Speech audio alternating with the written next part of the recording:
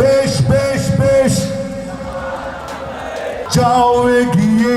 ক্রিকেটটা আমার আসল পরিচয়। আমি বেসিক্যালি ক্রিকেটার, পরে বজ্রপাতে গায়কের। গায়ক আসিফ আকবর এখন বাংলাদেশ ক্রিকেট বোর্ডের পরিচালক। নির্বাচনে বিনা প্রতিদ্বন্দ্বিতায় তিনি এই পদে জয়ী হয়েছেন, কারণ নির্ধারিত নির্বাচনের আগে তার একমাত্র প্রতিদ্বন্দ্বী মীর হেলাল উদ্দিন প্রার্থিতা প্রত্যাহার করেন। কুমিল্লার ক্রিকেটকে এগিয়ে নেওয়ার লক্ষ্যেই তিনি বিসিবিতে যোগ দিচ্ছেন। শিল্পী হিসেবে জনপ্রিয় হলেও আসিফের শেকড় জড়িয়ে আছে ক্রিকেটে। 90 দশকের ঢাকার প্রথম বিভাগীয় লীগ ইয়াং পেগাসাসের হয়ে খেলেছেন তিনি। কুমিল্লা স্কুল অ্যান্ড কলেজ পর্যায়ে ছিলেন অধিনায়ক। তবে পারিবারিক দায়িত্ব ও পড়াশোনার কারণে ক্রিকেট ক্যারিয়ার দীর্ঘায়িত হয়নি। পরবর্তীতে গানে মনোযোগ দিয়ে হয়ে ওঠেন দেশের সঙ্গীত জগতের বড় তারকা। ক্রিকেট প্রেমী আসিফের গাওয়া সাব্বাস বাংলাদেশ গানটি একসময় মাঠে গ্যালারিতে প্রেরণার প্রতীক হয়ে ওঠে।